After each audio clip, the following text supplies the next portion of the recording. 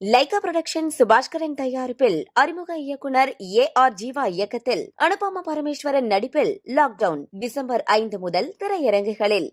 சென்னைக்கு அருகே நிலவி வந்த ஆழ்ந்த காற்றழுத்த தாழ்வு மண்டலம் வலுவிழந்தது. காற்றழுத்த தாழ்வு மண்டலமாக வலுவிழந்திருக்கிறது. சென்னைக்கு 40 கிலோமீட்டர் தொலைவில் தாழ்வு மண்டலம் வலுவிழந்து காணப்படுகிறது.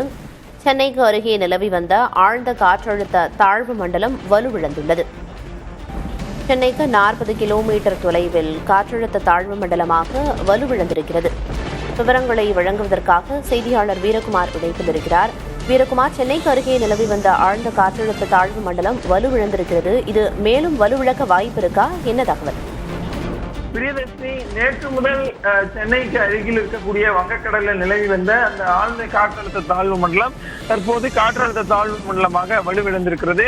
மத்திய மேற்கு மற்றும் தென்மேற்கு வங்கக்கடலில் வட தமிழ்நாடு அருகே நிலவி வந்த அந்த ஆழ்ந்த காற்றழுத்த தாழ்வு மண்டலம் கடந்த 6 மணி நேரமாக மணிக்கு 3 கிலோமீட்டர் வேகத்துல தென்மேற்கு திசையில மெதுவாக நகர்ந்து காற்றழுத்த தாழ்வு மண்டலமாக இன்று காலை 5:30 மணி அளவில் வலுவிழந்திருப்பதாக வானிலை ஆய்வு மையம் தெரிவித்திருக்கிறாங்க.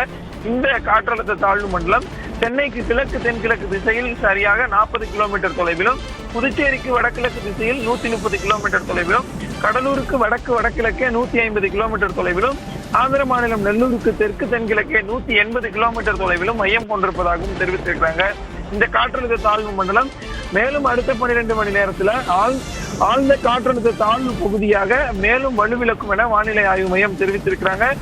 தொடர்ந்து புயலாக நிலை பெற்றது. அதைத் தொடர்ந்து புதுச்சேரிக்கு பிறகு வட தமிழகம் வந்து கிட்டத்தட்ட 24 மணி நேரத்திற்கு மேலாக சென்னையை ஒட்டி இருக்கக்கூடிய கடற்கரைகள்ல கிட்டத்தட்ட 40 கிலோமீட்டர் தொலைவில் மையம் கொண்டிருந்த அந்த ஆழ்ந்த காற்றழுத்த தாழ்வு மண்டலம் சென்னை மற்றும் புறநகர் மாவட்டங்கள்ல பல இடங்கள்ல அதிக கனமழையை கொடுத்திருந்தது. அந்த ஆழ்ந்த காற்றழுத்த தாழ்வு மண்டலம் தற்போது வலுவிழந்து காற்றழுத்த தாழ்வு மண்டலமாக வலுவிழந்திருப்பதாக வானிலை ஆய்வு மையம் தெரிவித்திருக்கிறாங்க. குறிப்பா ஆழ்ந்த காற்றழுத்த தாழ்வு மண்டலம் என்று சொல்லும் போது அதனுடைய மையப்பகுதியை நோக்கி வீசக்கூடிய காற்றோடைய வேகம் சுமார் 50 கிலோமீட்டரில் இருந்து 61 கிலோமீட்டர் வரை இருக்கும். அதெல்லாம் ஆழ்ந்த காற்றழுத்த தாழ்வு மண்டலம் சொல்லுவோம்.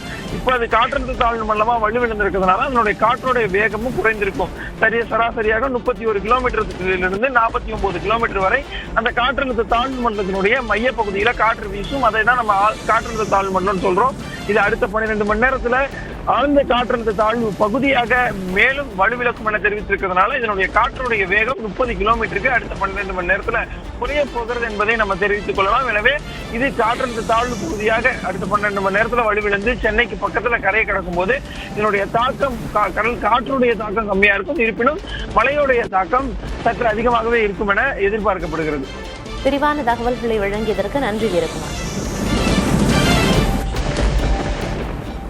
லைகா புரொடக்ஷன் சுபாஷ்கரன் தயாரிப்பில் அறிமுக இயக்குனர் AR ஜீவா இயக்கத்தில் அனுபமா பரமேஸ்வரன் நடிப்பில் லாக்டவுன் டிசம்பர் 5 முதல் திரையரங்குகளில்.